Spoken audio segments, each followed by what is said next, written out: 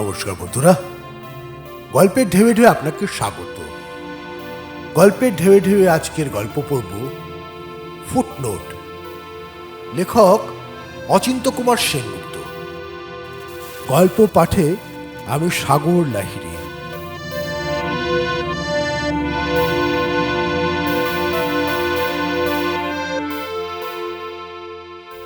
শুরু করছি আজকের গল্প।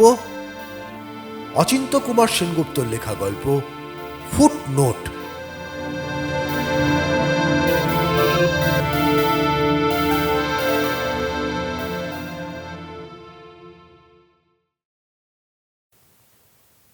আমি কিন্তু পাশে দেখব, সুনন্দা বললে আদুরে গলায়। গরবিনীর দিকে সপ্রেমে তাকালো প্রবীর। বললে, পাস দেয় তবে তো। পাস দেবে না মানে? তোমার বই হচ্ছে আর তোমাকেই পাস দেবে না? শোনো, গম্ভীর হলো সুনন্দা, 7খানা চেয়ে নেবে। 2খানা হলেই তো ভালো। মুখ টিপে হাসল প্রবীর। আমি আর তুমি, মিস্টার অ্যান্ড মিসেস, শ্রী আর শ্রীমতী। খবরদার, চোখ পাকালো সুনন্দা, 7খানার কম হবে না। দিদি বলছিল প্রবীরের বই সিনেমা হচ্ছে, তা আমরা টিকিট কেটে দেখব কেন? শোনো, যা বলছি। আবার মনে করিয়ে দিল, 7খানা চেয়ে নেবে। চাইতে হবে কেন? নিজেরাই এসে নেমন্তন্ন করে যাবে। হ্যাঁ, আমি, তুমি, দিদি, জামাইবাবু, ঠাকুরজি, বিল্টু, বাচ্চু, স্বপ্নচ্ছল, বিভোর গলায় বলল সুনন্দা। পরে বাস্তবে পা রাখল। কার কাছে চাইতে হবে? প্রডিউসার না ডিরেক্টরের কাছে, নাকি পাবলিসিটি অফিসারের কাছে? বলছি চাইতে হবে না, নিজেরাই দিয়ে যাবে। শুভ মুক্তি কবে? খাটের ওপর থেকে কাগজটা তুলে নিল সুনন্দা। আসন্ন। আসন্ন মানে? এই যে লিখেছে, আজ কি বার? হিসেবের ফাপড়ে পড়ল সুনন্দা। পর মুহূর্তেই হালকা হয়ে বললে, এই যে এ শুক্রবারের পরের শুক্রবার। সঙ্গে সঙ্গে প্রায় আর্তনাদ করে উঠল, ও মা, দেখেছ বিজ্ঞাপনে তোমার নাম দেয়নি? কি সাংঘাতিক কথা!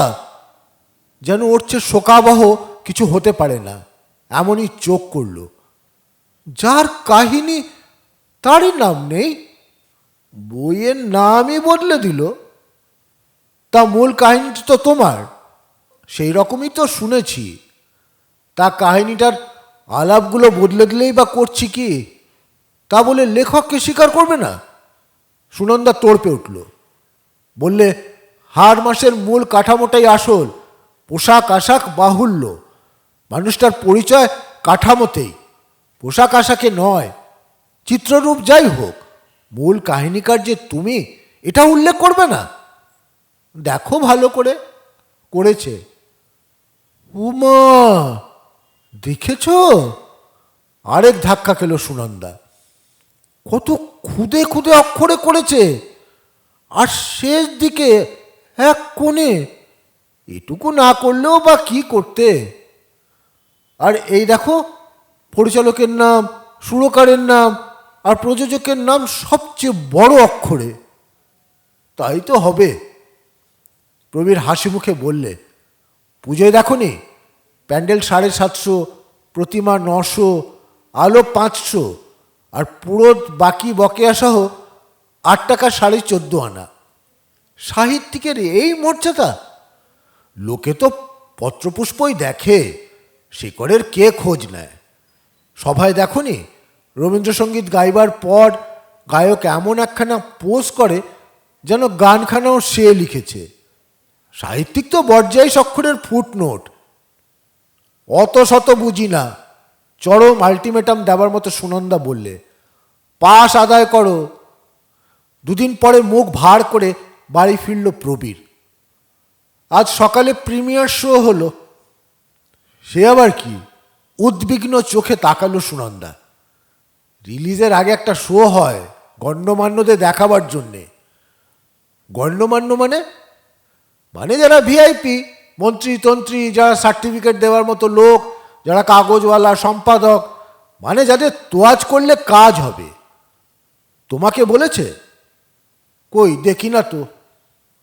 কেন, তুমি কাহিনীকার, তুমি গণ্যমান্য নও? আমাকে দিয়ে আর কাজ কি? উদাসীন ভঙ্গি করল প্রবীর। সাধারণ একটা সৌজন্য নেই? আমার মনে হয় ভয় পেয়েছে।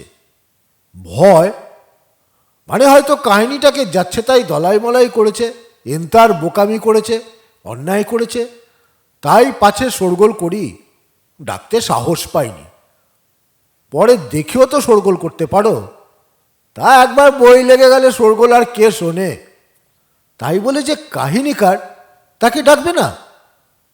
জ্বালা পোড়ার মতো করে বললে সুনন্দা। বোধহয় প্রথম শুভমুক্তির দিন ডাকবে। প্রবীর হাসল। প্রিমিয়ার শোতে ডাকলে 7 জনে যেতে কি করে? তা ঠিক, শান্ত স্বরে সায় দিল সুনন্দা। আমারও তাই মনে হচ্ছে, শুভমুক্তির দিনই ডাকবে। আবার চোখ পাকালো। প্রথম দিনে প্রথম শো 3টে, মনে থাকে যেন 7খানা পাস। শুভমুক্তির দিন সকাল কাটলো, দুপুর কাটলো, কেউ এলো না, কেউ ডাকলো না। চলো না, টিকিট কেটেই দুজনে দেখে আসি। প্রবীর করুণ মুখ করল। তোমার বই আমি টিকিট কেটে দেখব? ঝলসে উঠল সুনন্দা। লোকে বলবে কি?